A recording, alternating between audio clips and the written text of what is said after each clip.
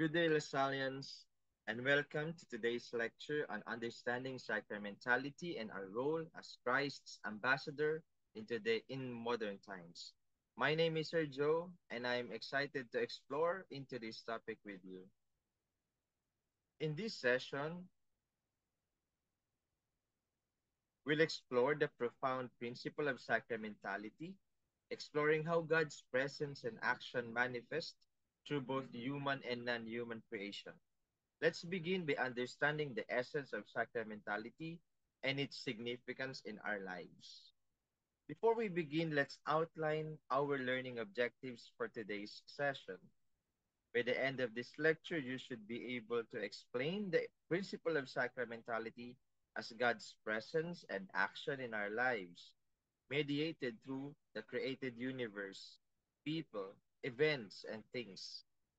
Demonstrate respect and compassion for the poor and the cry of the earth by suggesting concrete actions that affirm God's presence in creation and propose concrete actions to be Christ's ambassadors in modern times. Additionally, we'll be integrating the following values throughout our discussion: compassion, care for creation, responsibility, and respect. Our discussion today is aligned with Sustainable Development Goal number 13, climate action, as we explore our responsibility towards the environment and our fellow human beings. To kick things off, let's explore the concept of sacramentality. Sacramentality is the belief that God's presence and action are mediated through the created universe, people, events, and things. In essence, it's recognizing the sacredness inherent in all aspects of life. Let us try to make sense of this concept by watching this video. The universe is everything, from the tiniest particles to the largest galaxies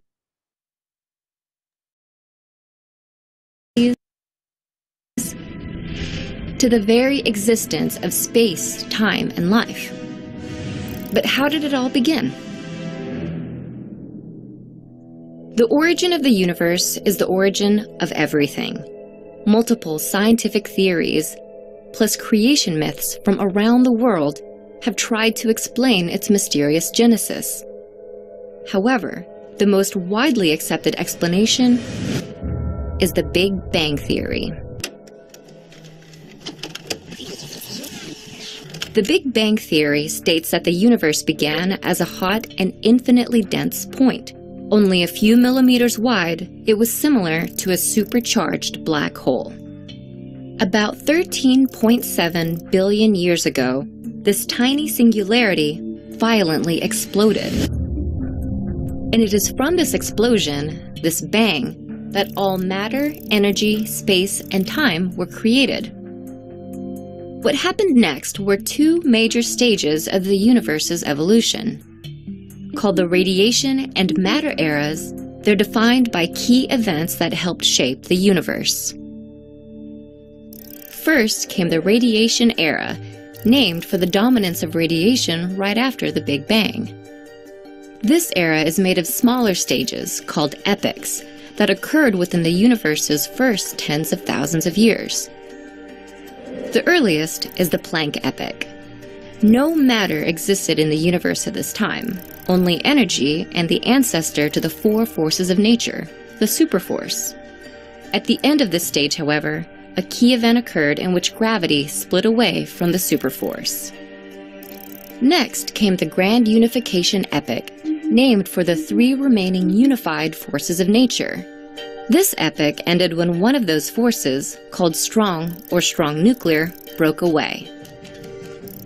Then, the inflationary epoch began, during which the universe rapidly expanded. Almost instantly, it grew from the size of an atom to the size of a grapefruit.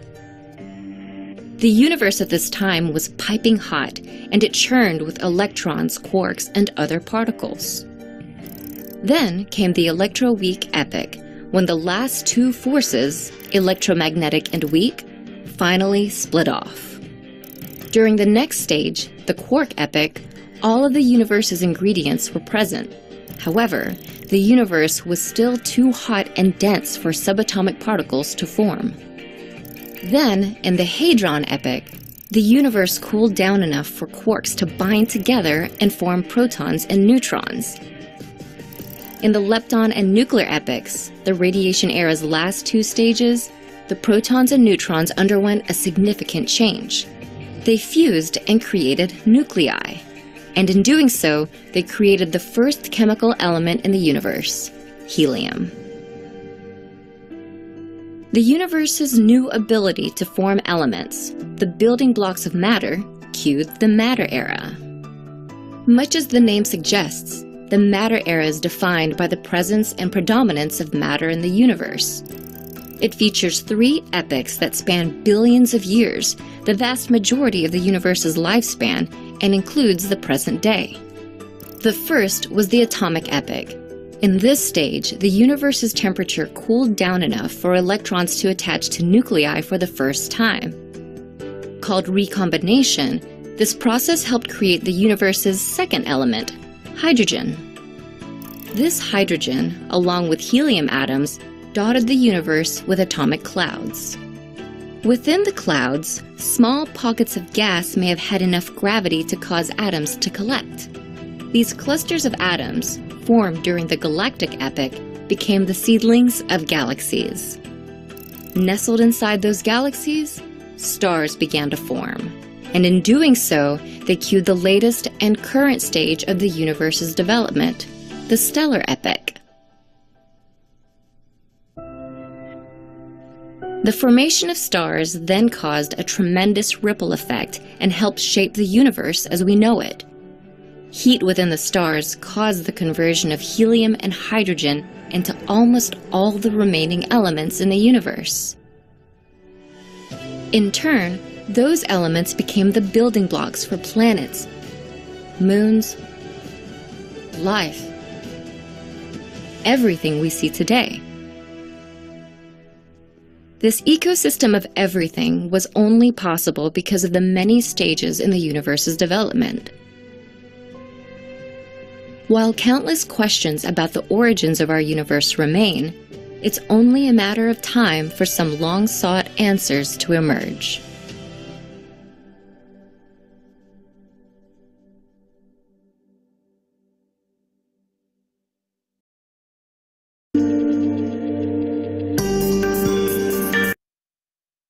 Okay, kung mapapansin po natin, yung sa may video na yun, no, ang lahat ng bagay ay punong-puno ng intelligent design that it is it is nearly impossible for us to think that everything is a mere accident. St. Thomas Aquinas told us that um, intelligence or intricacy is inherent in creation, and it reveals a creator, an intelligent designer. Scientists can tell us about the developments after the Big Bang, but our faith reveals that there is a higher being that caused the great beginning, the Big Bang, or simply Genesis. Reflect on this question.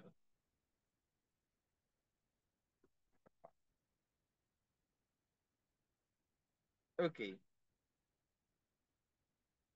what hinders us from believing in God?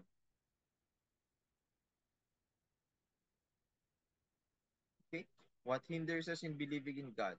Because we can sense, no, that through the video, what caused the Big Bang? That's the limit of science. Our creed or faith tells us that it is God. In Latin, Deus est. What hinders us from believing in God?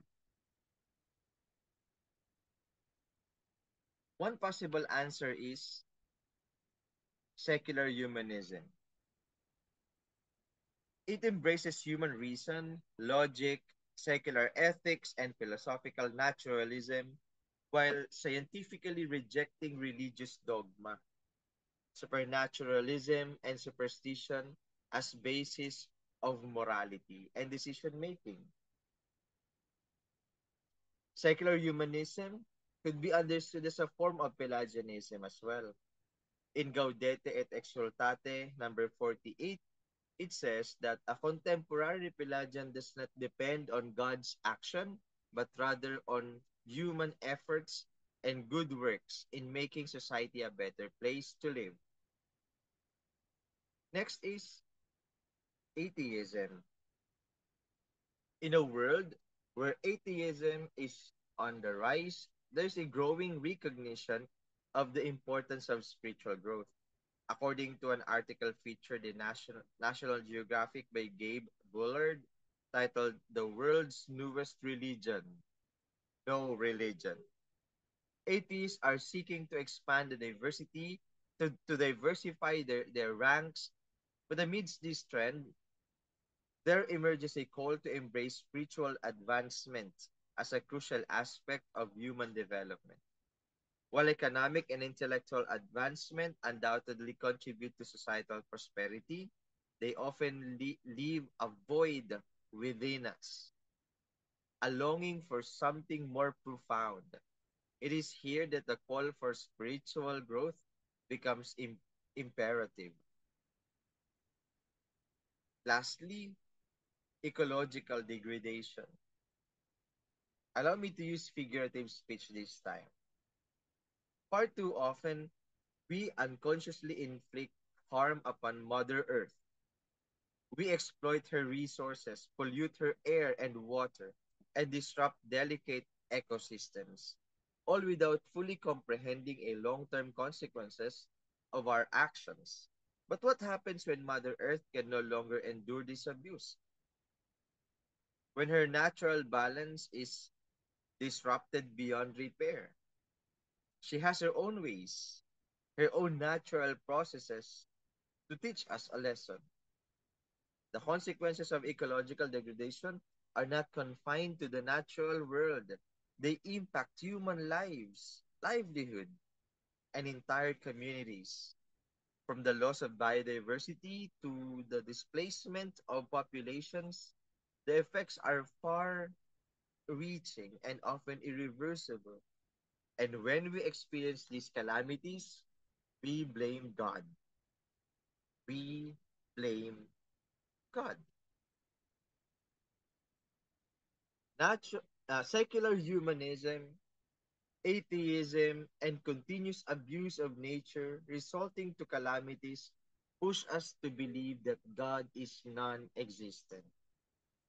But our Christian tradition teaches us that God is present in the creation.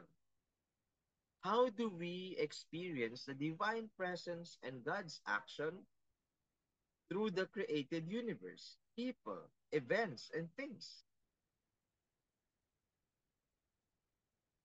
The answer is through sacraments. Basically, sacraments are sacred reminders.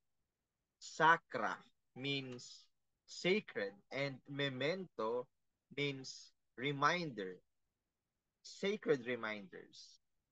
In a nutshell, sacramentality is a belief that God's presence and action are mediated by the created world.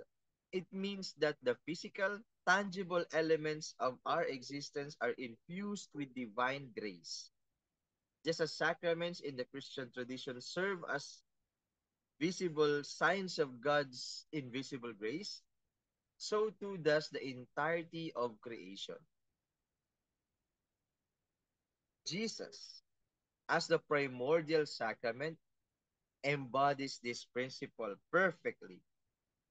He is the visible image of the invisible God, demonstrating God's presence and love in human form. Through his life, teachings, and sacrificial love, Jesus reveals God's nature and invites us into communion with the divine. Similarly, creation itself serves as a sacrament. From the vastness of the cosmos to the smallest atom, From the beauty of nature to the complexity of human relationships, God's presence is evident. Every aspect of creation speaks of God's creativity, love, and ongoing sustenance of the universe. First, let us reflect on how God always communicates with us in a manner that we can comprehend. Picture this. When God speaks, it's not merely abstract words floating in the ether. Rather, it's a divine dialogue that resonates with our humanity. God communicates in a tangible way, reaching out to us through the very elements of our existence. Just as a skilled artist shapes clay into a masterpiece, God, through the word or logos in Greek, molds creation into being. This communication isn't one sided, it's a beckoning call, inviting us to recognize the divine fingerprints on every aspect of creation. Secondly, let's ponder the profound truth that everything in creation points us back to the Creator. From the majestic mountains to the smallest insect, each element of the natural world serves as a signpost, directing our gaze towards the divine origin of our existence. The beauty, intricacy, and diversity of creation are not random happenings, but deliberate expressions of God's love and creativity. Therefore, in every sunset, every flower, every breeze we encounter, a sacramental presence, a whisper of Creator's eternal voice. Now let's contemplate the pinnacle of God's communication with humanity, the incarnation. In the person of Jesus Christ, the Word or Logos became flesh, bridging the gap between the divine and the human. This event wasn't just a singular moment in history, it was the very structure of the universe rearranging itself to accommodate the divine. In Christ, we behold the image of the invisible God, the fullest revelation of God's self expression in human form. Thus, the incarnation serves as the ultimate sacramental act, where the divine embraces the tangible and the eternal intersects with the temporal. In this book, Explanation of the Method of Interior Prayer, St. John Baptist de la Salle, our esteemed father founder, outlines three fundamental ways to recognize and remember the presence of God in our lives. Firstly, we acknowledge God's presence in the physical spaces we inhabit. As St. John Baptist de la Salle emphasizes, God's omnipresence transcends all boundaries and limitations. Whether we find ourselves in the quiet solitude of our homes, engage in theocentric activities within our communities, or gathered in a sacred space, God's presence envelops us. Indeed, the church itself serves as a tangible reminder of God's dwelling among us, a sacred haven where we can seek solace and communion with the divine. Moreover, the most blessed sacrament of the altar, the Eucharist, present in every tabernacle, stands as a beacon of God's perpetual presence, inviting us to encounter His love and grace. Mapapansin natin na sa Lasal ang pangalan ng ating chapel, no? Ay Most Blessed Sacrament Chapel, no? Because of St. John Baptist de la Salle's deep appreciation of the presence of God in the Eucharist. Secondly, St. John Baptist de La Salle directs our attention inward, prompting us to recognize God's indwelling presence within our being. Just as God pervades the external world, He also resides within the depths of our souls. Every person we encounter bears the imprint of the divine, serving as a vessel through which God's presence is made manifest. Thus, by acknowledging the inherent sacredness within ourselves and others, we cultivate a profound awareness of God's presence, permeating every aspect of our lives. In essence, St. John Baptist de La Salle's teachings invite us to adopt a holistic perspective on God's presence, encompassing both the external and internal dimensions of our existence. By embracing this awareness, we cultivate a deeper spirituality and a more intimate relationship with the divine, enriching our journey of faith and guiding us towards greater communion with God and one another. Now, let's shift our focus to our role as Christ's ambassadors in modern times. As followers of Christ, we are called to embody his teachings and values in our lives. How do we experience the real presence of Christ today? How can you cultivate this awareness and openness to experiencing Christ's presence? Put your answers to these two questions in the comment box below. So, what are some concrete actions we can take to fulfill our role as Christ's ambassadors? We can start by being mindful to our consumption habits and reducing our carbon footprint to combat climate change. We can actively support initiatives that promote social justice and alleviate poverty in our communities.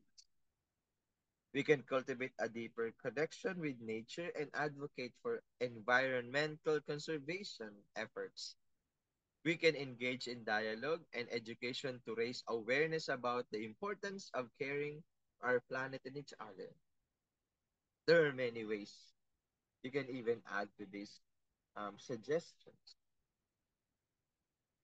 In conclusion, the concept of Jesus and sacrament and creation as sacrament reminds us of our sacred duty to be ambassadors of God's love and compassion in the world. As we strive to embody these values and principles, may we become living sacraments, visible symbols of God's presence and grace in the places we inhabit and the events we encounter. Thank you for joining me in today's lecture. I encourage you to ponder these ideas further and consider how you can contribute to a world where God's love and presence are made manifest through our actions. Until next time, take care.